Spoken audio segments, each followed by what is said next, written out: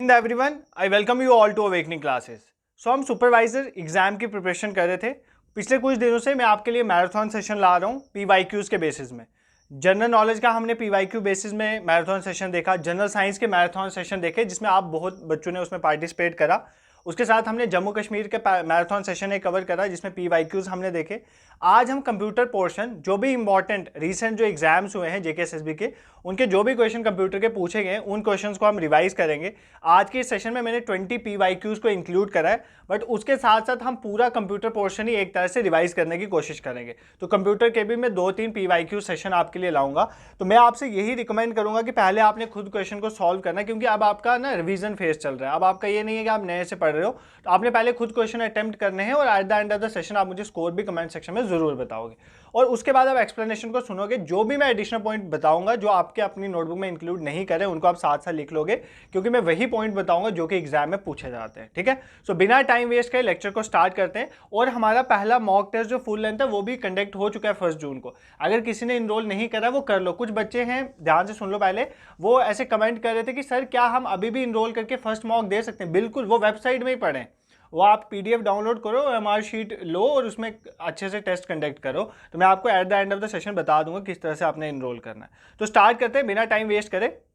The very first question is which of the following is not a secondary storage device. देखो ये PYQs basis question है। अब ये नहीं आप बाद में बोलना कि सर आपने सिंपल क्वेश्चन डाला। अगर एग्जाम में सिंपल आए तो सिंपल ही करना है, ऐसा नहीं है। इतने कंप्लेक्स क्वेश्चन मत करा करो। आपने किसको दिखाना है कि मैं बहुत कंप्लेक्स कंप्यूटर पढ़ रहा हूँ? किसी को नहीं दिखाना। हमने वो क्वेश्चन करने जो कि एग्जाम में पूछे जाते हैं। देखो मैं आपको हाईली रिकमेंड करूंगा, एक एग्जाम का जो होता है ना, देखो आप बहुत सारे बच्चे, आप में से बहुत सारे हार्ड वर्किंग बच्चे होते हैं, ठीक है, वो प्रिपरेशन करते हैं, but at the end of the day उनका एग्जाम क्वालिफाई नहीं होता। रीजन बीइंग उनकी स्ट्रेटेजी थोड़ी अलग होती है। देखो आपको किसी को नहीं दिखाना कि आप बहुत ज्यादा कर रहे हो, बहुत डीप पढ़ रहे हो। आपने उतना पढ़ना है जो कि आपकी कंडक्टिंग बॉडी पूछ रही है। तो जेकेएसएसबी जिस तरह के क्वेश्चन पूछ रही है आपने उस पर ज्यादा फोकस करना है। उससे बाहर जो क्वेश्चन आएंगे ना, वो 5-6 क्वेश्चन आएंगे, और 5-6 क्वेश्चन से इतना फर्क नहीं पड़ता है। जो बाकी 115 क्वेश्चन है उनका बहुत फर्क पड़ता है। ठीक है, तो स्टार्ट करते हैं। The first question is which of the following is not a secondary storage device. इनमें से कौन सा सेकेंडरी स्टोरेज डिवाइस नहीं है? नॉट याद रखना। Hard disk drive, solid state drive, random access memory, USB flash drive. ठीक है, तो इस क्वेश्चन का क्या आंसर है पहले आप खुद ट्राई करो। देखो इस क्वेश्चन का आंसर है option C, random access memory. आपको पता है रैंडम एक्सेस मेमोरी, रैम जो है is a part of primary memory. ये किसका पार्ट है? प्राइमरी मेमोरी का। रैम हो गया, रोम हो गया, ये क्या होती है हमारी primary memory. These are not secondary memory. इसे छोड़ के हार्ड डिस्क ड्राइव हो गया, सॉलिड स्टेट ड्राइव हो गया, यूएसबी फ्लैश ड्राइव हो गया, उसके बाद जो सीडी हो गया, फ्लॉपी डिस्क हो गया, उसके बाद मैग्नेटिक डिस्क हो गया, और भी डिफरेंट टाइप्स है, ये सारी क्या होती है? Secondary storage device. ठीक है, आपको प्राइमरी स्टोरेज पता है, सेकेंडरी स्टोरेज पता है। मुझे आपको बताना है कि इनको और क्या क्या बोलते हैं, प्राइमरी में क्या चीजें आती हैं, क्या क्या प्राइमरी और सेकेंडरी के फीचर्स होते हैं, ये हम देख लेंगे। अभी आप एक काम करो, यहां पर लिखो primary devices, primary storage devices, और यहां पर लिखो सेकेंडरी। ठीक है, अब मैं कुछ इंपॉर्टेंट पॉइंट बताऊंगा, वो आपने इंक्लूड करना है, इनका डिफरेंस समझना है। सबसे पहली बात, प्राइमरी मेमोरी का दूसरा नाम होता है मेन मेमोरी। प्राइमरी मेमोरी को क्या बोलते हैं सर? मेन मेमोरी बोलते हैं। प्राइमरी मेमोरी को इंटरनल मेमोरी भी कहते हैं। आपको एग्जाम में पूछेगा which memory is known as auxiliary memory. Auxiliary memory किसे बोलते हैं? तो ऑक्सिलरी मेमोरी बोलते हैं सेकेंडरी मेमोरी को, तो ये याद रखना। एक्सटर्नल मेमोरी भी किसे बोलते हैं? सेकेंडरी मेमोरी को। ठीक है, इस सेशन के बाद आपके अंदर कॉन्फिडेंस आना चाहिए कंप्यूटर का, इसलिए ध्यान से देखना। ऐसे मत लेट के वीडियो देखो, अच्छे से बैठ के जो भी चीजें एडिशनली प्रोवाइड हो रही है उनके लिखते चलो।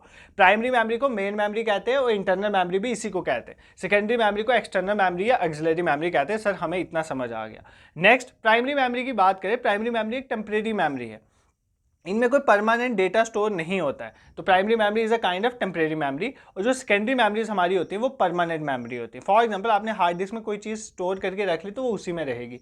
ये थोड़ी है कि आपने, फॉर एक और एग्जांपल बता दो प्राइमरी में कैसे, क्यों इसको टेम्परेरी, इसको क्यों परमानेंट बोलते हैं। आपने सपोज करो एक कंप्यूटर, आप अपने फ़ोन ही चला रहे हो, फ़ोन से ही समझ लेते हैं। आप फ़ोन चला रहे हो, फ़ोन में आप कभी इंस्टाग्राम खोलते हो, कभी व्हाट्सएप खोलते हो, तो आप देखते हो ना वो सारी फीचर्स खुले होते हैं। ठीक है, तो वो खुले होते हैं, बट अगर आप फ़ोन को स्विच ऑफ करके ऑन करो तो क्या वो आपको दिखता है कि वो आपने पहले इंस्टा खोला था, व्हाट्सएप खोला था? नहीं पता चलता ना आपको क्या क्या आपकी उसमें लॉक्स में नहीं दिखता क्या क्या खोला है। ये आपकी प्राइमरी मेमोरी है। बट फॉर एग्जाम्पल अगर आपकी गैलरी में कोई फोटो पड़ा हो, क्या फोन के स्विच ऑफ करने से वो फोटो इरेज हो जाता है? नहीं होता है। This is a kind of secondary memory. So there are two kinds of memory, one is primary memory, other one is secondary memory. Primary memory are known as temporary memory, क्योंकि ये ऐसी memory होती है, for example जब आप computer को of करते हो तो जो इन्फॉर्मेशन इरेज, फॉर एग्जाम्पल जो जो आपने खोली होती है, साइट्स खोली होती है, वो आपके डेस्कटॉप से हट जाती हैं। तो that is a kind of primary memory. इसमें भी मेनली रैम की बात हो रही है यहाँ पे। और सेकेंडरी मेमोरी जो होती है वो परमानेंट मेमोरी होती है, वो स्टोर रहती है। अब इसीलिए हम प्राइमरी मेमोरी को बोलते हैं वोलाटाइल मेमोरीज। क्या बोलते हैं?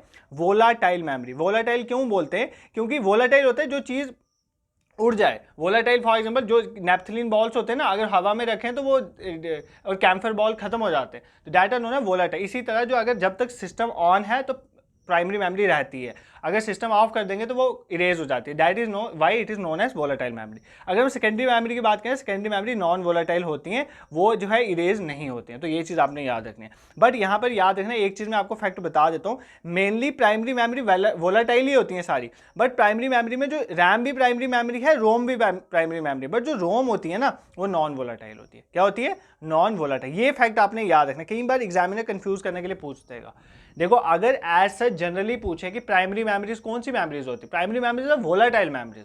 बट प्राइमरी मेमोरी में रोम जो होती है ना, अगर स्पेसिफिकली उसकी बात करें तो ROM is a non volatile memory. ये चीज आपने याद रखनी है, ठीक है। I hope this is clear to you. अब प्राइमरी मेमोरीज में कौन कौन सी मेमोरीज आ जाती हैं? प्राइमरी मेमोरीज में हमारी रैम आ जाती है, हमारी रोम आ जाती है, कैश मेमोरी आ जाती है, जो आप बार बार देखते हो आपकी कैश में चल जाता है, कैश मेमोरी फास्ट मेमोरी मानी जाती है। उसके बाद जो आपके रजिस्टर्स होते हैं जिनमें डेटा स्टोर होता है प्रोसेसिंग से पहले, data also known as a part of primary memory. Secondary memory hard disk, floppy disk, magnetic tape, ये सारी चीज़ें आती है, ये आपको ऑलरेडी भी पता है। एक बार हम इन शॉर्ट रिवाइज कर देते हैं। देखो प्राइमरी मेमोरी को मेन मेमोरी, इंटरनल मेमोरी कहते हैं। ये एक टेम्परेरी मेमोरी होती है। ये डायरेक्टली, ये भी पॉइंट याद रखो, ये सीपीयू से डायरेक्टली एक्सेसिबल होती है, मतलब सीपीयू के डायरेक्ट कंटेक्ट में होती है। बट जो रोम वाली जो होती है सेकेंडरी मेमोरी, वो डायरेक्टली एक्सेसिबल नहीं होती है कंप्यूटर से। उसके लिए कंप्यूटर जो इंस्ट्रक्शन देता है, फिर मेमोरी वो फेच की जाती है, जैसे हार्ड डिस्क के इंफॉर्मेशन ली जाती है। तो डायरेक्टली सीपीयू के कंटेक्ट में सेकेंडरी मेमोरी नहीं होती है, डायरेक्टली सीपीयू के कंटेक्ट में हमारी प्राइमरी मेमोरी होती है। और प्राइमरी मेमोरी जो होती है वो वोलाटाइल ही नेचर होती है, बट रोम जो है वो नॉन वोलाटाइल होगी। वो ये चीज़ भी हम याद करेंगे। देखो ये जो मैं चीज़ें बता रहा हूँ ना, इसके डिफरेंट क्वेश्चन थे जेकेएसएसबी में। अब मैंने इस तरह का एक क्वेश्चन ले लिया, तो मैंने ये बाकी क्वेश्चन इंक्लूड नहीं करें, वो मैंने आपको साथ ही साथ समझा दिए, और बाकी ये भी क्वेश्चन एग्जाम में पूछे गए। Moving towards question number second, which key is use to capture the entire screen of the computer. तो कंप्यूटर की अगर आपने इंटायर स्क्रीन को कैप्चर करना हो, मतलब स्क्रीनशॉट लेना हो entire screen of the computer का, तो आप कौन सी की का यूज करोगे? वही पूछा है। प्रिंट स्क्रीन का यूज करोगे, Ctrl+A, Ctrl+X, Alt+Enter। देखो एग्जाम में जाने से पहले दो चीजें तो आपने करके ही जानी। एक, इंपॉर्टेंट एब्रीवेशंस। क्या? इंपॉर्टेंट एब्रीवेशंस, फुल फॉर्म्स करके ही जानी है। मैंने इंपॉर्टेंट एब्रीवेशन का लेक्चर लाया हुआ है, वो कंप्यूटर वाली प्लेलिस्ट में पड़ा हुआ है, कंप्यूटर सुपरवाइजर करके, उसमें से देख लेना। दूसरा, शॉर्टकट कीज, वो भी लेक्चर लाया हो तो शॉर्टकट कीज। ये दो तो आप देख के ही जाओगे। पहले तो ये कवर करोगे, उसके बाद बाकी, क्योंकि इनके दो तीन क्वेश्चन तो इनके आएंगे ही, उसके बाद बाकी क्वेश्चन कवर होंगे, ठीक है। देखो इस क्वेश्चन का आंसर है, किसको यूज किया जाता है इंटायर स्क्रीन को कैप्चर करने के लिए? प्रिंट स्क्रीन को। किसको यूज किया जाता है? प्रिंट स्क्रीन को। आपने अगर कंप्यूटर के कीबोर्ड देखा होगा तो मैक्सिमम कीबोर्ड में PRTSCN या SCRN ऐसे करके लिखा होता है। ये एक हमारे पास की होती है, इसको बोलते हैं प्रिंट स्क्रीन। इसकी वजह से हम क्या कर सकते हैं, इंटायर स्क्रीन जो होती है कंप्यूटर की, उसका एक ही बार में हम क्या ले सकते हैं, उसका एक ही बार में हम स्क्रीनशॉट ले सकते हैं। इसका यूज होता है, ठीक है। I hope this is clear to you. But आपने अब इसको नहीं देखना है सिर्फ, आपको और भी बहुत ज्यादा शॉर्टकट कीज के बारे में पता होना चाहिए। For example Ctrl+1। अगर फॉर एग्जाम्पल मैं चाहता हूँ कि इस पेज में, इस पूरे डॉक्यूमेंट के सारे टेक्स्ट को मैं एक ही बार सिलेक्ट कर लूँ, मैं Ctrl+A का यूज करूंगा। तो Ctrl+A की कहां पर यूज होती है? जब आपको डॉक्यूमेंट के जितने भी टेक्स्ट हैं उनको एक ही बार सिलेक्ट करना हो, तो आप Ctrl+A का यूज करोगे, ठीक है। Ctrl+X का किसका यूज करते हैं? कट करने के लिए। कोई एक सिलेक्टेड टेक्स्ट है, आपको कट करना है, आप किसका यूज करें? Ctrl+X। इसको कट करके आप किसी और जगह में पेस्ट कर देते हो, तो उसके लिए Ctrl+V का यूज करते हो। Ctrl+V पेस्ट करने के लिए यूज होता है, Ctrl+X कट करने के लिए। कई बार हम कट नहीं करते, हम जस्ट कॉपी करते हैं, तो Ctrl+C का यूज करते हैं कॉपी करने के लिए। तो ये आपने याद रखना है, Ctrl+X कट है, Ctrl+C कॉपी है, Ctrl+V किसके लिए यूज किया जाता है? पेस्ट करने के लिए हमें यूज किया। और भी कंट्रोल की क्या है इंपॉर्टेंट बता देता हूँ। Ctrl+B इंपॉर्टेंट है, Ctrl+B बोल्ड करने के लिए। अगर कोई मैंने ये स्क्रीन लिखा है, इसको बोल्ड करना है तो मैं Ctrl+B का यूज करूंगा, तो वो सिलेक्टेड टेक्स्ट हमारा बोल्ड हो जाएगा। ठीक है, कॉपी पेस्ट हमें समझ आ गया। Ctrl+H ये भी पूछता है रिप्लेस करने के, अगर आपने किसी टेक्स्ट को रिप्लेस करना है तो आप Ctrl+H दबाओगे, उसके बाद आप उसको रिप्लेस कर सकते हो। उसी तरह एक बहुत बड़ा टेक्स्ट है, फॉर एग्जाम्पल ये पूरी डॉक्यूमेंट की फाइल है, इसमें मैंने ये वर्ड ढूंढना है साइबर, तो मैं क्या करूंगा, मैं पहले दबाऊंगा Ctrl+F, Ctrl+F दबाने के बाद वहां पर एक बॉक्स आ जाएगा, वहां पर आप जो वर्ड लिखोगे ना उसको आप ढूंढ सकते हो पूरे टेक्स्ट। तो मैं लिखूंगा साइबर, जब मैं साइबर लिखूंगा ये मुझे यहां पहुंचा देगा क्योंकि साइबर वर्ड यहां पे था। ठीक है, तो इसके लिए हम क्या यूज करते हैं, Ctrl+F। जब भी आपको किसी को फाइंड करना हो Ctrl+F का यूज करो। अगर कोई हाइपर लिंक्स डालने हो, कोई डिफरेंट वेबसाइट या हाइपर लिंक्स ऐड करने हो तो Ctrl+K का यूज करते हैं। ठीक है, किसका यूज करते हैं, Ctrl+K का। एक दो बार देखोगे ये कवर हो जाएगा। अगर आपने सेंटर अलाइनमेंट करनी हो, सेंटर में आना हो तो Ctrl+E का यूज करते हो। ठीक है, उसके बाद राइट अलाइनमेंट करनी हो टेक्स्ट की Ctrl+R का, लेफ्ट अलाइनमेंट करनी हो Ctrl+L का यूज करते हो। अगर इस तरह से अलाइनमेंट करनी है कि वो स्क्रीन को फिट बैठे, स्क्रीन को जस्टिफाई करे तो Ctrl+J का यूज करते हो। ठीक है, ये कुछ इंपॉर्टेंट है, आप रट लो, समझा मैंने दिए हुए हैं या ऑलरेडी जो मैं लेक्चर था उनमें डीपली समझाया हर एक का मीनिंग क्या, बट अभी आपको रट लो, एग्जाम आपका पास आ रहा है। Ctrl+E सेंटर के लिए, Ctrl+R राइट अलाइनमेंट फिक्स करने के लिए, Ctrl+L लेफ्ट अलाइनमेंट फिक्स करने के लिए, L stand for left, R stand for right, Ctrl+J मतलब स्क्रीन को फिट बैठने के लिए, मतलब जस्टिफाई करना स्क्रीन को, उसके लिए हम यूज करते हैं। उसके बाद दो इंपॉर्टेंट है, ये भी देख लो एग्जाम में पूछता है। अगर सपोज करो आपने कुछ काम किया उसको आपको अनडू करना है कि मतलब वो नहीं हो, डिलीट ही हो जाए एक किस्म का, तो Ctrl+Z जो है अनडू करने के लिए यूज होता है। और अगर आपने जो अनडू करा है उसको वापस रीडू करना हो तो Ctrl+Y का यूज करते हो। तो ये चीजें आपने याद रखनी, कुछ इंपॉर्टेंट शॉर्टकट कीज हैं। क्या क्या देखा, एक बार फास्टली रिवाइज कर लेते हैं। प्रिंट स्क्रीन, अगर आपको इंटायर स्क्रीन को कैप्चर करना, Ctrl+B बोल्ड होता है, C कॉपी होता है, Ctrl+X कट होता है, Ctrl+V पेस्ट होता है, H रिप्लेस के लिए, Ctrl+F फाइंड के लिए, K हाइपरलिंक डालने के लिए, ठीक है, J जस्टिफाई स्क्रीन को करने के लिए, then we have right alignment के लिए Ctrl+R, लेफ्ट के लिए Ctrl+L, E Ctrl+E सेंटर के लिए यूज किया जाता है, Z Ctrl+Z अंडू के लिए, Ctrl+Y रीडू के लिए यूज किया जाता है। ठीक है, I hope this is clear to you, इस क्वेश्चन में आपको कोई प्रॉब्लम नहीं होगी। नेक्स्ट क्वेश्चन पे मूव करते हैं। In IT act 2000, IT act 2000 में which section deals with the punishment for cyber terrorism. देखो, role of IT in governance के 3-4 क्वेश्चन एग्जाम में आए थे। ये तीनों क्वेश्चन जो है वो मैंने अपने एक लेक्चर में एज सच सेम वर्डिंग पे डाले हुए थे, मतलब क्वेश्चन की ना ऑप्शंस भी सेम थे, वो एग्जाम में रिफ्लेक्ट कर रहे थे। तो role of IT in governance वाला लेक्चर जरूर देख लेना, कंप्यूटर की प्लेलिस्ट में पढ़ा हुआ है, उसमें मैंने ये क्वेश्चन पढ़ाया हुआ है, देखोगे आप, आपको पता चल जाएगा, एग्जाम से पहले पढ़ाया था और ये क्वेश्चन ऐसे डायरेक्टली आया था।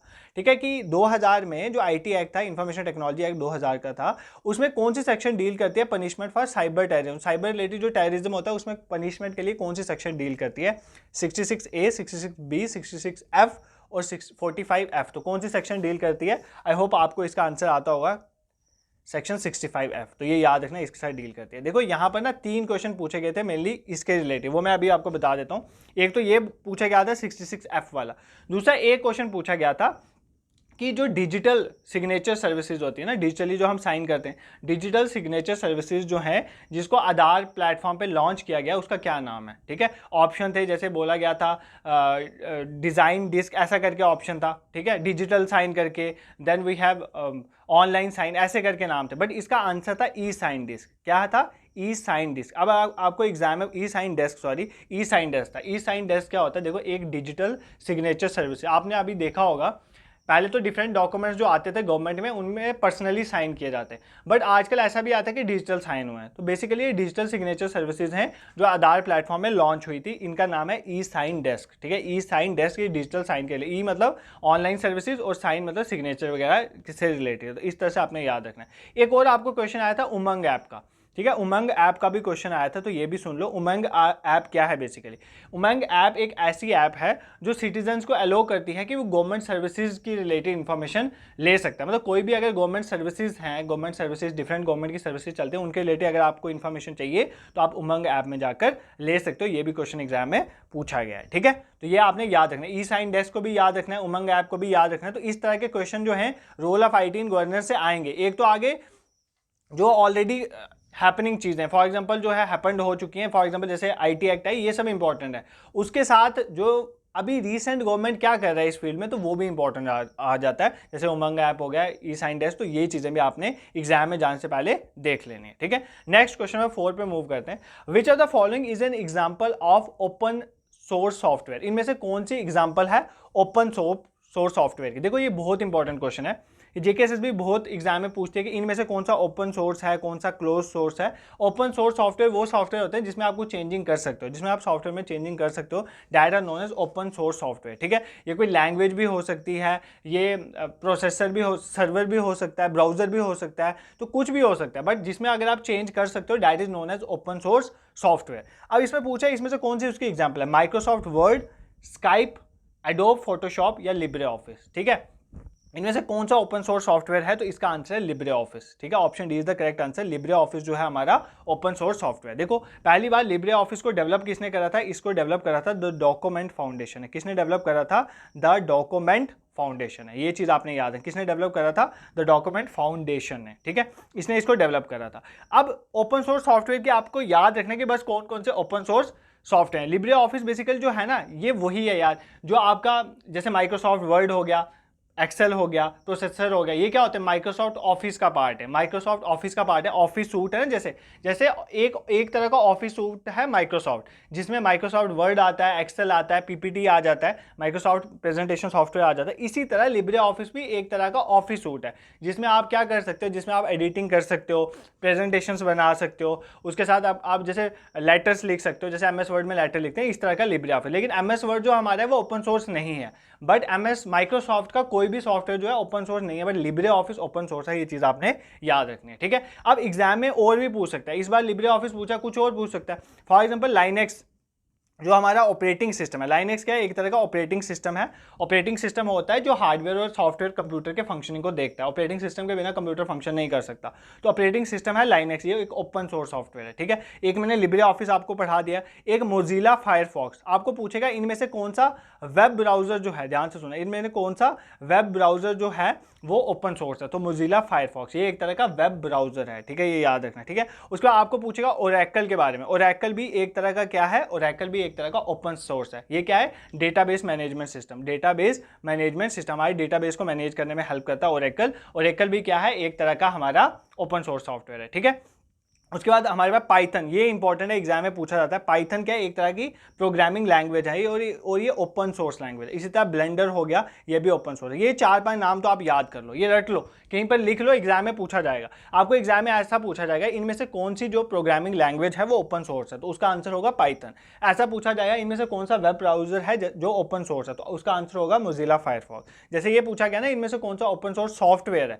उधर पूछा जाएगा उनमें से कौन सा जो है ओपन सोर्स लैंग्वेज है, तो वहां पर आप पाइथन पे मार्क करोगे। इसी तरह ओरेकल जो है ओपन सोर्स है, डेटाबेस मैनेजमेंट सिस्टम है। लाइनेक्स हो गया ऑपरेटिंग सिस्टम है बट ओपन सोर्स है। ये चीजें आपने, ब्लेंडर भी है, तो ये चीजें आपने याद रखनी है, आपके एग्जाम के लिए ये इंपॉर्टेंट हो जाता है। ठीक है, I hope this is clear to you. ये बाकी ऑप्शन भी देख लेते हैं क्या है, जैसे एमएस वर्ड, ये क्या है, वर्ड प्रोसेसिंग सॉफ्टवेयर, जहां पर आप लेटर वगैरह लिखते हो, आप सबको पता है एमएस वर्ड। ये एमएस ऑफिस का पार्ट है, किसका पार्ट है, एमएस ऑफिस सूट का पार्ट है। देखो यार इंपॉर्टेंट चीज है, MS Word, MS Excel, PowerPoint और जो हमारा एमएस एक्सेस है, ईमेल वगैरह, इनमें से एग्जाम में क्वेश्चन पूछते हैं। हर एक टॉपिक पे मैंने एक डेडिकेटेड एमसीक्यू बेस्ड वीडियो लाई हुई है। ठीक है, कंप्यूटर सुपरवाइजर करके प्लेलिस्ट में मैंने वो डाल दी हुई है, उन वीडियोस को जरूर देख लेना, एग्जाम में यहाँ पर कोई गलती नहीं होगी। कंप्यूटर एक ऐसा पोर्शन है, मैं आपको गारंटी देता हूँ आप 10 में से 10 मार्क्स सिक्योर कर सकते हो। ये ऐसा पोर्शन, तो इसमें बिल्कुल भी लटर मस्ती मत मारना, अच्छे से पढ़ के जाना, ताकि सारे के सारे क्वेश्चन आपके एक्यूरेट होने चाहिए। ठीक है, और एमएस वर्ड क्या है, एक तरह का एमएस ऑफिस का पार्ट है। एमएस ऑफिस में एमएस एक्सेल भी आता है, पावर पॉइंट भी आता है, एमएस एक्सेस भी आता है। तो इसी तरह एमएस वर्ड है जिसका काम है वर्ड को प्रोसेसिंग करना। एक्सेल का काम क्या होता है, जिसमें आप स्प्रेडशीट वगैरह बनाते हो कैलकुलेशन वगैरह के लिए। एमएस पावर पॉइंट में हम प्रेजेंटेशन वगैरह बनाते हैं। एमएस एक्सेस में हम डेटाबेस मैनेजमेंट को कंट्रोल करते हैं। ठीक है, उसके बाद स्काइप की बात करें, स्काइप क्या होता है, बेसिकली एक इंस्टेंट मैसेजिंग ऐप है। ये एक तरह की मैसेजिंग ऐप है, बस इतना याद हो क्या है, मैसेजिंग ऐप, इंस्टेंट मैसेज के लिए यूज़ किया जाता है। एडोब फोटोशॉप क्या होता है, देखो आप इमेज वगैरह एडिट करने के लिए आप सब यूज़ करते ही होंगे, एडोब फोटोशॉप के बारे में आपको पता ही होगा। ठीक है, I hope this question is clear to you. Moving towards question number 5, which of the following sections of the CPU is responsible for performing mathematical operation. तो सीपीयू की वो कौन सी सेक्शन है जो मैथमेटिकल ऑपरेशन करती है। ये बहुत सिंपल क्वेश्चन है, आप सबको आना चाहिए। Arithmetic logical unit, ALU, control unit, memory unit, floppy disk. देखो फ्लॉपी डिस्क तो एक तरह का आपका एक्सटर्नल डिवाइस है, मेमोरी डिवाइस सेकेंडरी स्टोरेज में। ये तीनों ही आपके सीपीयू के कंपोनेंट्स है। ठीक है, किसके कंपोनेंट है, सीपीयू। मैं एक बार आपको बता देता हूँ मेन कंप्यूटर कैसे काम करे। देखो यार, ये होता है आपका इनपुट। ठीक है, आपने इनपुट लिया, आपने इनपुट कहाँ पर भेजा, सीपीयू में भेजा। ठीक है, ये आपका आ गया सीपीयू, यहाँ पर आपने इनपुट भेजा। सीपीयू क्या होता है, सीपीयू को माइक्रो प्रोसेसर भी कहते हैं, इसको हार्ट ऑफ द कंप्यूटर भी कहते हैं। ठीक है, क्योंकि यही मेन काम करता है ना, हार्ट ऑफ द कंप्यूटर भी इसी को कहते हैं। तो इसी को बोलते हैं बेसिकली माइक्रोसॉफ्ट, इसको माइक्रो प्रोसेसर बोलते हैं। क्या बोलते हैं, माइक्रो प्रोसेसर सीपीयू को ही बोला जाता है, याद रखना। इसका काम होता है डेटा को ट्रांसफर करना हार्डवेयर से सॉफ्टवेयर में। ठीक है, इसका मेन काम सीपीयू का वही होता है कि डेटा को ट्रांसफर करना हार्डवेयर से सॉफ्टवेयर में। हार्डवेयर और सॉफ्टवेयर में डेटा ट्रांसफर का काम सीपीयू करता है। एग्जाम में क्वेश्चन आएगा, विच of the following is used for transfer of data between hardware and software, उसका आंसर होगा सीपीयू या माइक्रो प्रोसेसर। जो भी दिया होगा वो मार्क कर देना। ठीक है, यहाँ पर सीपीयू में इनपुट जाता है और उसके बाद आउटपुट आपको स्क्रीन वगैरह में दिखता है। इनपुट आप कीबोर्ड वगैरह की हेल्प से करते हो। अब सीपीयू के 3 मेन कंपोनेंट होते हैं, लिख लो। एक होता है अरिथमेटिक एंड लॉजिकल यूनिट, दूसरा होता है कंट्रोल यूनिट और तीसरा होता है मेमोरी यूनिट। ठीक है, मेमोरी यूनिट में आपका डेटा वगैरह स्टोर रहता है, that is known as memory. Memory मतलब स्टोरेज, तो स्टोरेज वाला unit that is memory unit. ये तो सिंपल है। अरिथमेटिक एंड लॉजिकल यूनिट, इसके नाम पे ही अरिथमेटिक का मतलब होता है calculation, plus minus multiply divide, ये सारा अरिथमेटिक में आता है। तो वो सारी चीज़ें आप एएलयू में परफॉर्म करते हो। आप कंप्यूटर में, आप अपने फ़ोन में जो भी कैलकुलेशन करते हो वो एएलयू की हेल्प से करते हो। ठीक है, लॉजिक मतलब कई बार आप ग्रेटर देन, फॉर एग्जाम्पल मेरे को अगर ये चाहिए कि इधर सारे वो नंबर्स आ जाएं जो 10 से ऊपर हों, अगर मैं ये चीज़ निकालना चाहता हूँ, मेरे पास बहुत सारा डाटा है बट मुझे उस डाटा में सिर्फ वही फिगर चाहिए जिनमें नंबर 10 से ऊपर है, तो मैं क्या करूँगा, इस एएलयू की हेल्प से 10 से ऊपर वाला सिंबल यूज़ करूँगा, वो सारा वो डेटा आ जाएगा जिसमें 10 से ऊपर मार्क्स हैं। फॉर एग्जाम्पल मान लेते हैं, तो बेसिकली लॉजिकल ऑपरेशंस के लिए भी यूज़ करते हैं। डिसीजन मेकिंग वाली क्वेश्चन जो होते हैं वो भी सॉल्व करने के लिए हम एएलयू का यूज़ करते हैं। तो कोई भी कैलकुलेशंस होगी ना वो एएलयू ही करेगा। ठीक है, एएलयू समझ आ गया, मेमोरी यूनिट समझ आ गया, तीसरा आ गया control unit, very important part of CPU. तो सीपीयू का एक बहुत इंपॉर्टेंट पार्ट है कंट्रोल यूनिट। यही कंट्रोल यूनिट कोऑर्डिनेट करता है जितने भी इनपुट एंड आउटपुट डिवाइसेज है, वो किस तरह से फंक्शन करेंगे, उनकी कोऑर्डिनेशन पूरी कंट्रोल यूनिट देखता है। ठीक है, ये याद रखना। कोई भी अगर आप इनपुट डालते हो ना, सीपीयू में कोई भी इनपुट डालेंगे आप कंप्यूटर में, उसको ये रीड करेगा और इंटरप्रेट करेगा। फॉर एग्जांपल यही इंटरप्रेट करेगा कि ये जो हमारा, फॉर एग्जांपल मैंने इनपुट ये डाला कि मुझे इस चीज़ को यहाँ पे स्टोर करना है, तो ये बेसिकली उसको रीड करेगा और इंटरप्रेट करने का उस जगह में स्टोर कर देगा।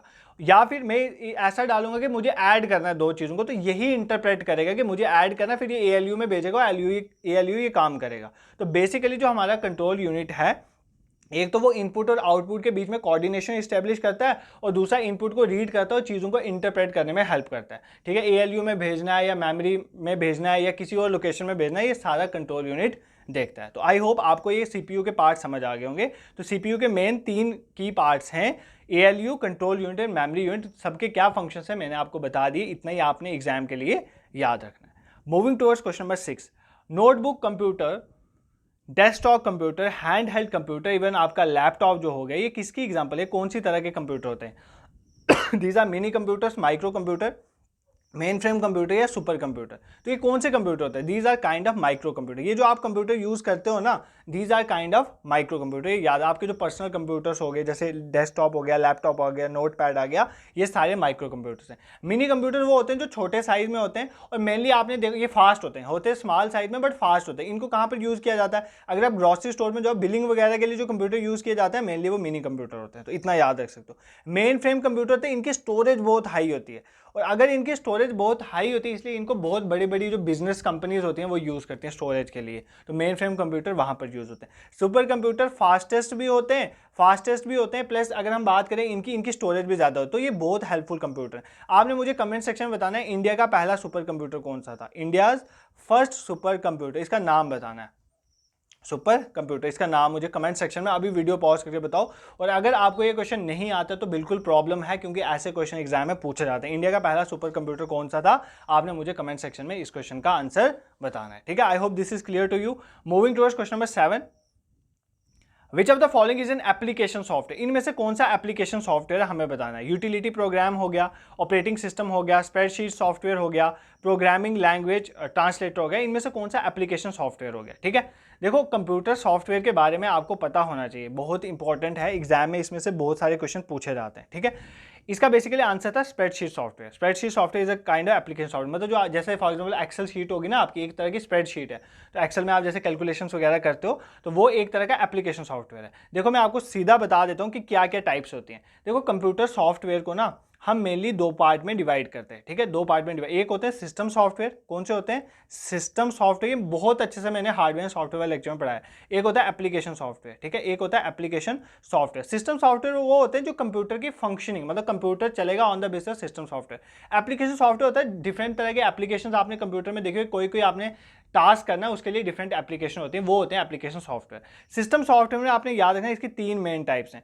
फर्स्ट सिस्टम सॉफ्टवेयर में आ जाते हैं ऑपरेटिंग सिस्टम। क्या आ जाते हैं, ऑपरेटिंग सिस्टम। ऑपरेटिंग सिस्टम वो सिस्टम्स होते हैं जो कंप्यूटर के हार्डवेयर और सॉफ्टवेयर को मैनेज करते हैं। अगर ऑपरेटिंग सिस्टम नहीं है तो कंप्यूटर फंक्शन नहीं कर सकता। तो ये आगे ऑपरेटिंग सिस्टम, ठीक है, ये सिस्टम सॉफ्टवेयर का पार्ट। दूसरे आगे डिवाइस ड्राइवर। आपने अगर कंप्यूटर में कोई भी डिवाइस लगाई, जैसे हार्ड डिस्क है, कुछ भी लगाई हुई है, वो तभी चलेगी जब आपके डिवाइस ड्राइवर फंक्शन करेंगे। तो डिवाइस ड्राइवर वो सॉफ्टवेयर प्रोग्राम होते हैं जो मैनेज करते हैं जो भी हार्डवेयर कंपोनेंट आप कंप्यूटर में ऐड करते हो, लगाते हो, उसकी स्मूथ फंक्शनिंग को मेंटेन कौन करते हैं, डिवाइस ड्राइवर। ये एक तरह के सिस्टम सॉफ्टवेयर का पार्ट है। तीसरा हो गया यूटिलिटी। अब आपका ऑपरेटिंग सिस्टम भी काम करना शुरू हो गया, जो आपने एक्सटर्नल डिवाइसेस भी लगाई वो भी काम करने शुरू हो गई, बट उनमें कुछ प्रॉब्लम आ सकती है। उनकी फाइल को मैनेज करना, मतलब इसमें आ जाते हैं जैसे यूटिलिटी में फाइल को मैनेज करना, अगर कोई वायरस आ गया उसके लिए एंटीवायरस यूज़ करना, ठीक है, डिस्क को क्लीन अप करना, वायरस क्लीन अप करना, ये सारे ही इसके अंडर आ जाते हैं, ठीक है। बेसिकली ऑपरेटिंग सिस्टम होता है एक कंप्यूटर को चलाने के लिए, हार्डवेयर सॉफ्टवेयर को। डिवाइस ड्राइवर हो गया कोई भी एक्सटर्नल डिवाइस है उसको चलाने के लिए, उसको स्मूथली, बट उसमें कोई भी प्रॉब्लम ना आए वो काम देखता है utility software. For example files को मैनेज करना, एक्स्ट्रा फाइल को डिलीट करना, डुप्लीकेट को डिलीट करना, ये सारी चीज़ें जो है ये यूटिलिटी सॉफ्टवेयर देखते हैं। अब उसके बाद कुछ एक तरह के एप्लीकेशन सॉफ्टवेयर होते हैं। एप्लीकेशन सॉफ्टवेयर दो तरह के होते हैं, एक होते हैं general purpose software. Application software दो तरह होते हैं, एक होते हैं जनरल पर्पज, एक हो गए एप्लीकेशन, एक हो गए स्पेसिफिक, एक हो गए स्पेसिफिक। तो दो तरह के होते हैं एप्लीकेशन सॉफ्टवेयर, एक होते हैं जनरल पर्पसेस, एक होते हैं specific purposes. General purposes for example word processing. Word processing में आपके आगे वर्ड प्रोसेसिंग, जैसे आपके MS वर्ड वगैरह आ गए, ये आगे वर्ड प्रोसेसिंग सॉफ्टवेयर। इसमें क्या होता है, आप किसी भी, जैसे नोट पैड आ गया, टेक्स्ट वाले हो आगे, टेक्स्ट एडिटर हो गया, नोट पैड टेक्स्ट एडिटर है, तो ये दोनों आप किसके लिए यूज़ करते हैं, वर्ड को प्रोसेस करने के लिए। फॉर एग्जांपल अगर आपने लेटर लिखना है, लेटर में चेंजिंग करनी है, ये सारा वहाँ पर देखा जाता है। तो ये एक तरह का जनरल है, आप कहीं भी इसका यूज़ कर सकते हो, किसी भी पर्पज़ में, किसी भी ऑफिस में इसका यूज़ कर सकते हो। इसी तरह हमारी स्प्रेडशीट होते हैं जिसमें MS एक्सेल वगैरह आ जाता है, प्रेजेंटेशन में पावर पॉइंट वगैरह आ जाता है, इसका यूज़ करते हो। कुछ होते हैं स्पेसिफिक, स्पेसिफिक होते हैं जो किसी पर्टिकुलर पर्पज़ के लिए यूज़ करते हैं। फॉर एग्जाम्पल आपने देखा होगा, अगर आप गवर्नमेंट जॉब्स आपके एम्प्लॉय होते हैं जो, या आप स्कूल्स में भी चले जाओ, एक होता है अटेंडेंस के लिए अटेंडेंस सिस्टम। तो अटेंडेंस सिस्टम एक तरह का स्पेसिफिक सॉफ्टवेयर है जिसमें सिर्फ अटेंडेंस देखी जाती है, तो आप सिर्फ वहां पे अटेंडेंस यूज कर सकते। इसी तरह पे रोल होता है या ह्यूमन रिसोर्स को मैनेजमेंट करने वाला, तो जो एक पर्टिकुलर पर्पस के लिए, स्पेसिफिक पर्पस के लिए एप्लीकेशन सॉफ्टवेयर हम डेवलप करते हैं, that are known as specific software, ठीक है।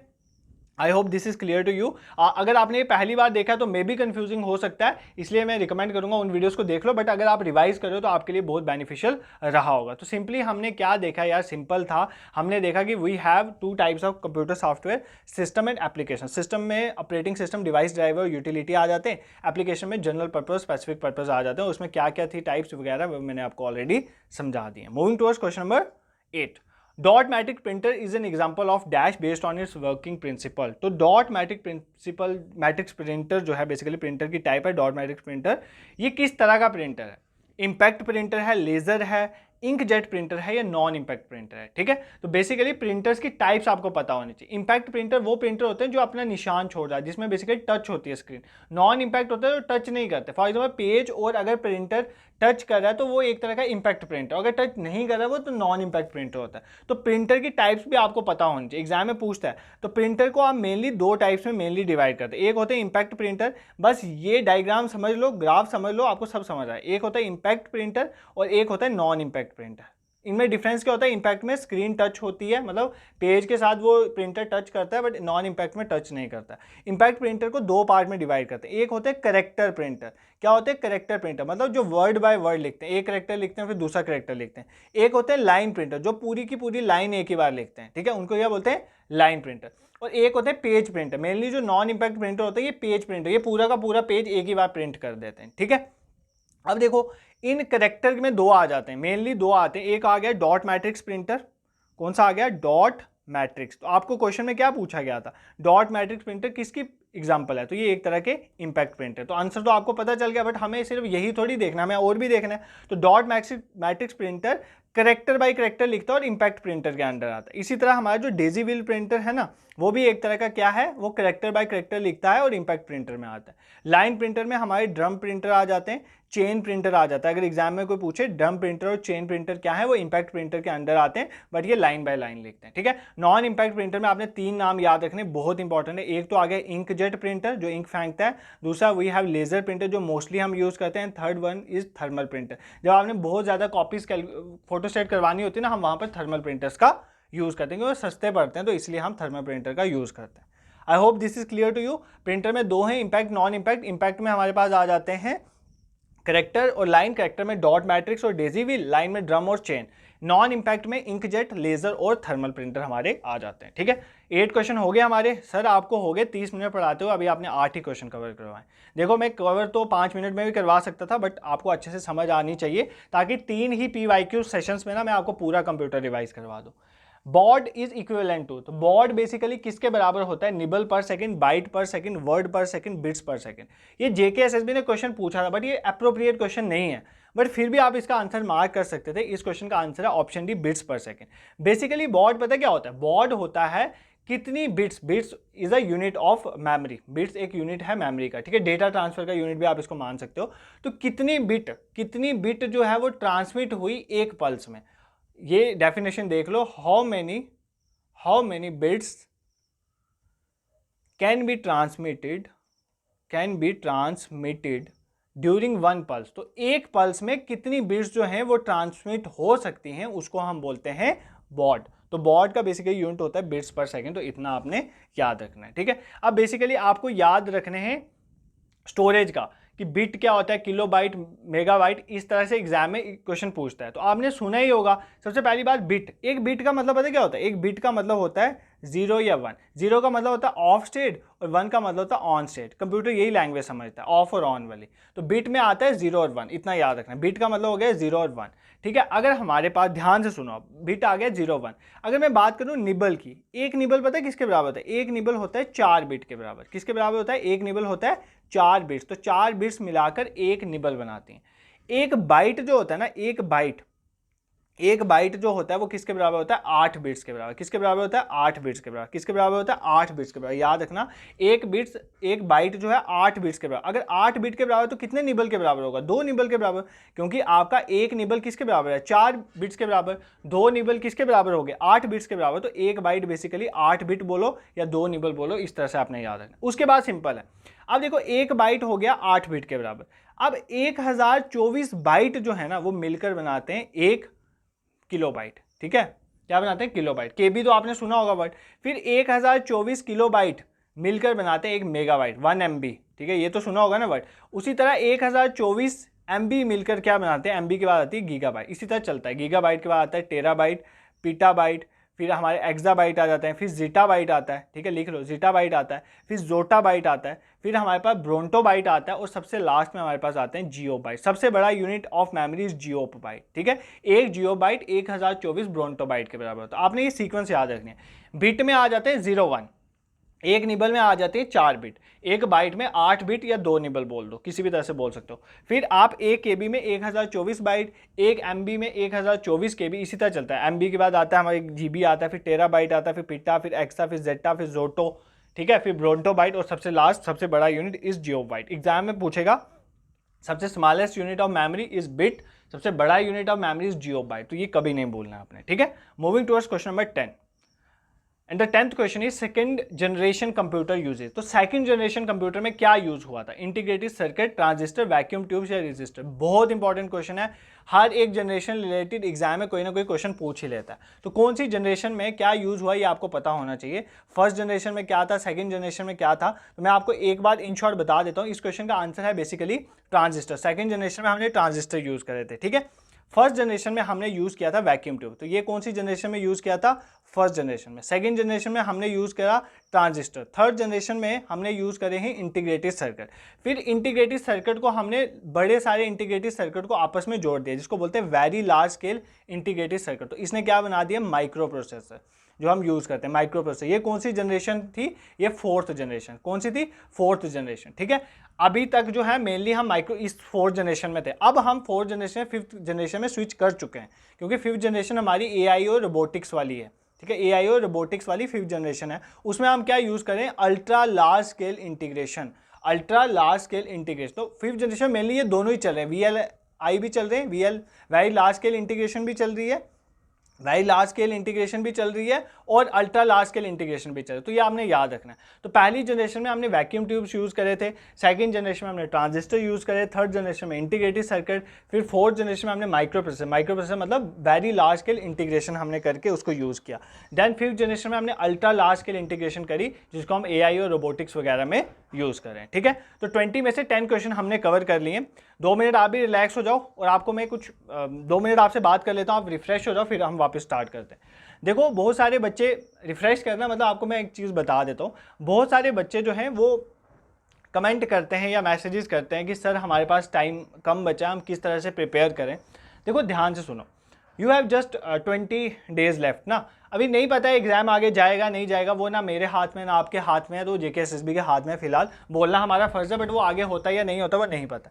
आपने क्या करना है, आपने अपने 20 डेज ना मतलब दिन रात एक कर दो यार, मतलब सिर्फ रेस्ट करो, ठीक है, खाओ और शाम को घूमना। ऐसे भी अननेसेसरी नहीं पढ़ते बैठे रहना, जितनी देर में एफिशिएंटली पढ़ना होता है उतना पढ़ना है, बट अच्छे से यूटिलाइज करना है, स्मार्ट वर्क करना है। जो जो सेक्शन है, जिस सेक्शन में से स्कोर निकाले जा सकते हैं पहले उनको आपने यूज़ करना है, उन सेक्शंस को अच्छे से प्रिपेयर। फॉर एग्जाम्पल कंप्यूटर एक ऐसी सेक्शन है ना, मैं आपको गारंटी कहता हूँ, आप अगर अच्छे से पढ़ के जाओगे 10 के 10 क्वेश्चन ठीक करके आओगे, ऑन एन एवरेज 9 तो ठीक करके ही आओगे। वो तो बहुत रेयर केस हो गया, बहुत मुश्किल पूछ लिया, वो क्वेश्चन आप स्किप करोगे, अदरवाइज करके हो। तो इस पे उतना टाइम एम्फेसाइज करो। बट जो जैसे इंडिया की जनरल नॉलेज है, ऑल दो वो 20 मार्क्स के, उसमें जम्मू कश्मीर पे ज़्यादा फोकस करो। इंडिया की ओवरऑल जनरल नॉलेज में करो, बट उतना भी नहीं करो कि वो बहुत डायनेमिक है। साइंस पे आप फोकस कर सकते हो, इंग्लिश से आप नंबर सिक्योर कर सकते हो, आप मैथ से कर सकते हो। तो ये आप, और स्पेशलाइजेशन को तो पी जाओ। सुपरवाइजर स्पेशलाइजेशन करके जो प्लेलिस्ट बनी हुई है ना, उसमें MCQ बेस्ड ही आपको पढ़ाया, कुछ टॉपिक थ्योरी बेस्ड है, बाकी मैक्सिमम MCQ बेस्ड है। तो उनको देखो, आपको पता चलेगा डिफरेंस, और उसके बाद आप प्रैक्टिस करो। जब तक आप खुद OMR बेस्ड टेस्ट नहीं दोगे ना, एक मैं आपको रिकमेंड करूंगा स्पेशलाइजेशन का 2 टेस्ट, वो आप तक है कि अगर आपका पोर्शन वीक है सेक्शनल टेस्ट दो, बट आप फुल लेंथ मॉक टेस्ट मेरे कहने पे जरूर देना OMR बेस्ड, क्योंकि एग्जाम में जाके OMR शीट भरने में गलती होती है, एग्जाम का प्रेशर होता है। 5 टेस्ट दोगे ना, 5 बार OMR भरी होगी ना, तो आपको आइडिया रहेगा किस तरह से आपने चलना है। ठीक है, नेक्स्ट क्वेश्चन पे मूव करते हैं आप। क्वेश्चन नंबर 11 पे, what is the file extension for a Microsoft Access database. File extension क्या है MS एक्सेस डेटाबेस की, .mdb, .xlsx, .accdb, .pptx। देखो ये दोनों ही माइक्रोसॉफ्ट एक्सेस की है, MDB भी है, ACDB। अब इसका आंसर क्या था, इसका आंसर ऑप्शन सी था, ACCDB। क्यों, ये जो MDB थी ना, ये 2007 से पहले हम यूज करते हैं, बट आपको तो ये नहीं पूछा था ना 2007 से पहले, तो आप तो लेटेस्ट बताओगे, तो लेटेस्ट इज .accdb। तो एग्जाम में पूछता है कि कौन सी फाइल एक्सटेंशन किसकी है, तो ये आपने याद रखना है। तो .accdb ये आप याद रखोगे, ये किसकी फाइल एक्सटेंशन है, ये हमारी माइक्रोसॉफ्ट एक्सेस की फाइल एक्सटेंशन है। ये पहली वाली किसकी है, ये भी इसी की है। .xlsx किसकी थी, .xlsx एक्सेल की। अगर आपको पूछे माइक्रोसॉफ्ट एक्सेल की क्या फाइल एक्सटेंशन है, तो .xlsx है। पावर पॉइंट की, MS पावर पॉइंट की कौन सी है, .pptx। MS पावर पॉइंट की कौन सी है, तो .pptx। ये बिल्कुल मत बोलना। वर्ड की पूछे, मतलब MS वर्ड की पूछे, यही 4-5 पूछता है। MS वर्ड की पूछे .docs, ठीक है, .docs। इनको छोड़ के एक और टेक्स्ट एडिटर सॉफ्टवेयर, जैसे MS वर्ड टेक्स्ट को एडिट करने वाला है, इसी तरह एक और टेक्स्ट एडिटर है नोटपैड। इसकी बहुत पूछता है एग्जाम में, नोटपैड की बहुत बार पूछता है, तो नोटपैड की याद रखना, नोटपैड की है .txt। ये बिल्कुल नहीं भूलना। तो ये कुछ इंपॉर्टेंट फाइल एक्सटेंशन है, ये भी आप एग्जाम में देख के जा सकते हो। Moving towards question number 12, which of the following is used to protect email communication from unauthorised access. अगर कोई मेरे ईमेल को अनऑथराइजली, मतलब मैं नहीं चाह, वो अनऑथराइज्ड पर्सन है, वो एक्सेस ना कर ले, इसके लिए मैं किसका यूज करूंगा, POP3 का, SMTP का, IMPS का या इंक्रिप्शन का। देखो जब भी आपको अनऑथराइज्ड एक्सेस को रोकना हो तो आप इंक्रिप्शन का यूज करते हो। इंक्रिप्शन क्या होता है, देखो एक होता है प्लेन टेक्स्ट। प्लेन टेक्स्ट मतलब जहाँ, जैसे मैंने यहाँ पर ये चीज़ें लिखी हुई है ना, ये प्लेन टेक्स्ट में, अगर मैं आप यहाँ पर ऐसे लिख दूँ स्टार, ये ऐसे स्टार डाल दूँ, हैश डाल दूँ, A डाल दूँ, C डाल दूँ, ये आपको समझ आएगा। मैंने कुछ यहाँ पर कुछ कोड लिखे, आपको समझ नहीं आ रहा, इसको बोलते हैं साइफर टेक्स्ट। क्या बोलते हैं, साइफर टेक्स्ट, मतलब जो आपको समझ ना आए, एक इनक्रिप्टेड वे में लिखा हुआ। तो बेसिकली एक ऐसा प्रोसेस जिसमें आप प्लेन टेक्स्ट को साइफर टेक्स्ट में कन्वर्ट कर देते हो, ताकि कोई उसको पढ़ ना सके, तो that is known as encryption. इसी का उल्टा होता है डिक्रिप्शन। आपने इनक्रिप्ट तो कर दिया, फॉर एग्जाम्पल आप मुझे, ध्यान से सुनो यार, आपने मुझे मैसेज भेजना था बट आप नहीं चाहते वो मैसेज कोई और पढ़े क्योंकि उसमें इंपॉर्टेंट इन्फॉर्मेशन है, तो आप क्या करोगे, उसको इनक्रिप्ट कर दोगे, उसको प्लेन टेक्स्ट को साइफर टेक्स्ट में कन्वर्ट कर दो। जब वो मेरे पास पहुंचेगा, अब मुझे थोड़ी समझ आएगा आपने कोडिंग में क्या किया है, तो आप क्या करोगे, वापस साइफर टेक्स्ट को हम किस में कन्वर्ट कर देंगे, प्लेन टेक्स्ट में, और मुझे समझ आ जाएगा वो एप्रोप्रिएट मैसेज क्या था। इस प्रोसेस को बोलते हैं इनक्रिप्शन एंड डिक्रिप्शन। तो ये चीज़ आपने याद रखनी है। बाकी ये तीनों जो है ना, POP3, SMTP, IMPS की जगह मैं आपको यहाँ पर ये बता देता हूँ IMAP। तो ये तीन जो है ना, ये इंपॉर्टेंट है। ये तीनों क्या है, ये तीनों हमारे ईमेल के रिलेटेड हैं, ठीक है। पहले तो इनकी फुल फॉर्म पूछता है। POP की फुल फॉर्म है post office protocol. Post office protocol, ये एग्जाम में पूछी जाती है, लिख लो, पोस्ट ऑफिस प्रोटोकॉल। SMTP की फुल फॉर्म है simple mail transfer protocol. Simple mail transfer protocol, ये किसकी है, SMTP की, simple mail transfer protocol. IMAP की फुल फॉर्म है internet message access protocol. Internet message access protocol, ये किसकी है, IMAP की। अब ये क्या है, इंटरनेट मैसेज एक्सेस प्रोटोकॉल। ये तीनों क्या है, ये बेसिकली ईमेल के रिलेटेड हमारे प्रोटोकॉल्स हैं। प्रोटोकॉल क्या होता है, सेट ऑफ रूल्स जो फॉलो होने चाहिए। अब एग्जाम में आपको पूछेगा इनमें से कौन सा है जिसको मेल को सेंड करने के लिए यूज़ किया जाता है, तो SMTP। SMTP जो प्रोटोकॉल है, ये एक ऐसा प्रोटोकॉल है जिसको यूज़ किया जाता है जब हम मेल को सेंड करते हैं। तो सिंपल मेल ट्रांसफर प्रोटोकॉल, नाम से ही पता चल रहा है मेल ट्रांसफर के लिए यूज़ किया जाता है। POP3 और IMAP जो है ना, इंटरनेट मैसेज एक्सेस प्रो, ये तब यूज़ किए जाते हैं जब हमने किसी भी ईमेल को रिसीव करते हैं। तो रिट्रीव करते वक्त हम इन दोनों का यूज़ करते हैं। इन दोनों में फ़र्क ये है कि POP वाला जो है ना, वो एक बार सिंगल क्लाइंट पे काम करता है, मतलब एक ही क्लाइंट से इन्फॉर्मेशन को रिट्रीव करता है। तो ये जो IMAP वाला है, ये मल्टीपल क्लाइंट से कर सकता है। तो ये इनमें डिफरेंस है, बट ये दोनों ही रिसीविंग एंड पे होते हैं। और SMTP जो होता है, सिंपल मेल ट्रांसफर प्रोटोकॉल, वो सेंड के लिए यूज़ किया जाता है। सर बहुत कन्फ्यूजन हो रहा है, कन्फ्यूजन वाला कुछ है ही नहीं। तीन तरह के प्रोटोकॉल हैं, कुछ रूल्स हैं यार जो फॉलो होते हैं जब आपने ईमेल को सेंड करना है और रिसीव करना है।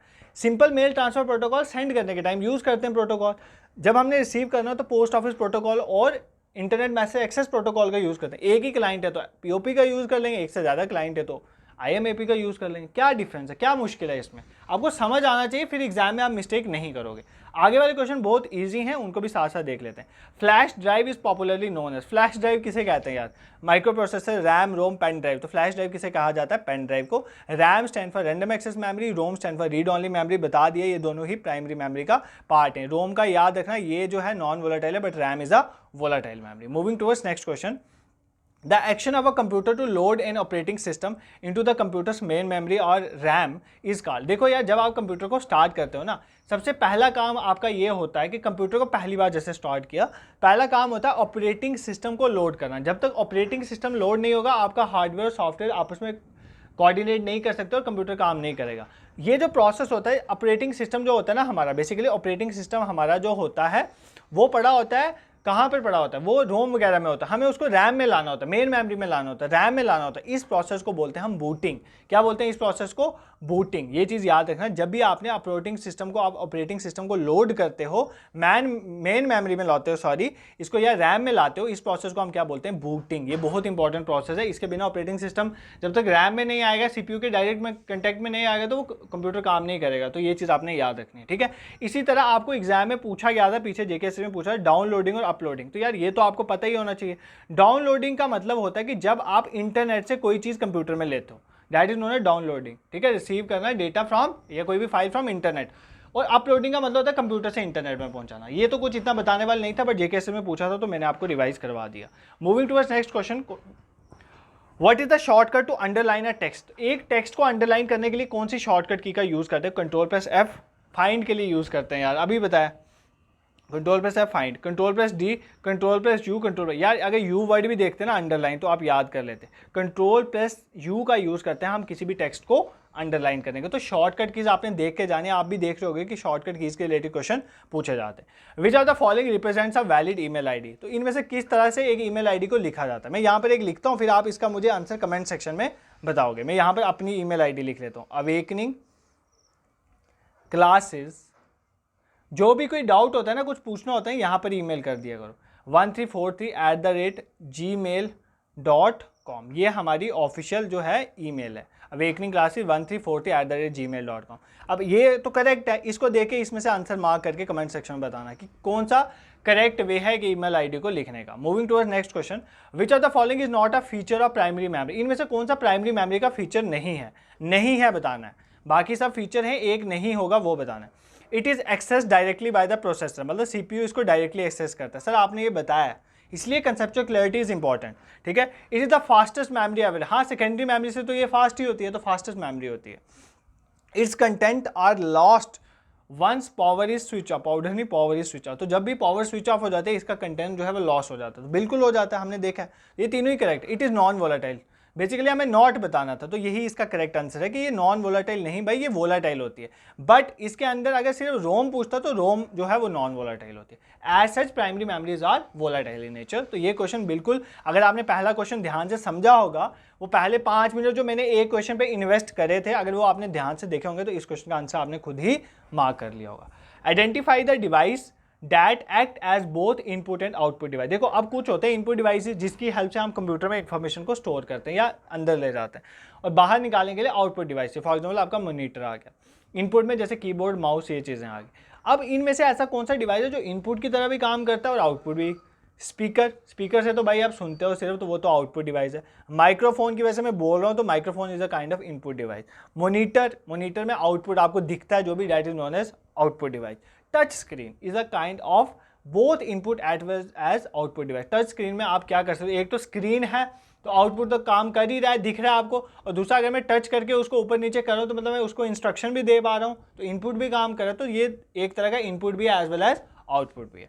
अब इस बार टच स्क्रीन पूछ लिया, अगली बार कोई और पूछ लेगा तो साथ साथ वो भी देख लेते हैं। एक तो आ गया मॉडम, मॉड्यूलेटर, डी मॉड्यूलेटर, ये एक तरह के इनपुट भी होते हैं और आउटपुट भी होते हैं। नेटवर्क कार्ड जो भी होती है ये इनपुट भी होती है, नेटवर्क कार्ड्स जो होती हैं इनपुट भी होते हैं आउटपुट भी होते हैं। टच स्क्रीन तो हमने देख लिया। उसके बाद आपका अगर हम बहुत बात करें हेडसेट की, देखो हेडसेट मतलब पूरा हेडफोन जिसमें आ गया, इसमें क्या होता है हेडसेट, अगर आपने ध्यान से सुना होगा या देखा होगा, हेडसेट में एक तो माइक्रोफोन भी होता है बोलने के लिए, और दूसरा आपके कान में भी जाता है हेडसेट, तो सुनने के भी काम भी आता है, ये दोनों काम में आता है। तो हेडसेट जो है इनपुट भी आउटपुट भी। फैक्स मशीन जो होती है ना, पहली बात तो फैक्स की फुल फॉर्म बताओ, फैक्स की फुल फॉर्म एग्जाम पूछता है, फैक्सिमाइल, फैक्सिमाइल, तो किसकी फुल फॉर्म है ये, फैक्स की। तो फैक्स मशीन जो है वो इनपुट का काम भी करती है आउटपुट, क्योंकि इसमें स्कैनर भी होता है और इसमें प्रिंटर भी होता है। स्कैनर मतलब इनपुट का काम करता है, स्कैन करने का, प्रिंटर मतलब आउटपुट का काम करता है। तो fax machine is a kind of input as well as output. अब ना फैक्स पूछेगा, टच स्क्रीन पूछ चुका है ना, फैक्स पूछ लेगा। इसी तरह साउंड कार्ड, ऑडियो कार्ड, ये भी इसके एग्जाम्पल है, साउंड कार्ड भी लिख लो। तो ये तो याद करके ही जाना, जो मैंने लिख दिए, जो मैंने ओपन सोर्स सॉफ्टवेयर बता दिए वो याद करके ही जाना। ऑपरेटिंग सिस्टम कौन से वो याद करके ही जाना, एग्जाम में ये क्वेश्चन पूछे जाते हैं। And the 19th question is which of the following is an example of utility program. Program का मतलब सॉफ्टवेयर ही होता है, तो यूटिलिटी सॉफ्टवेयर की क्या एग्जाम्पल, अभी बताया था यार।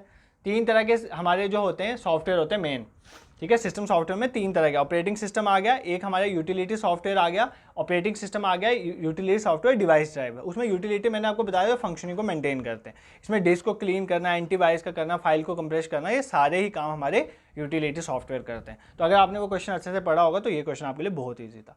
Next, which of the following is another name for motherboard. Motherboard जहाँ पर सारे ही जो भी कंप्यूटर में चीज़ें जुड़ती हैं सारी मदरबोर्ड में कनेक्ट होती हैं, ठीक है। तो उस मदरबोर्ड को क्या बोलते हैं, planar board, main board, system board, सभी मदरबोर्ड को बोला। मदर मतलब माँ सब कुछ इंक्लूड करेगी, प्लेनर भी इसी को बोलेंगे, मेन बोर्ड भी, सिस्टम बोर्ड भी, ये सारे ही इसी के नाम है, ठीक है। I hope this is clear to you, और आज का लेक्चर आपको पसंद आया होगा। इसी तरह से अगर आप चाहते हैं कि हम आपके लिए लेक्चर लाते रहें तो जो जो आपकी डिमांड है कमेंट सेक्शन में लिखा करो, थोड़ा रिप्लाई करा करो, ऐसे ना वो हमें भी मोटिवेशन रहती है कि बच्चे भी सिंसियरिटी से पढ़ रहे हैं, कोई देख रहा है वीडियो, तो हम उसी तरह से आपकी वीडियोस बनाएंगे।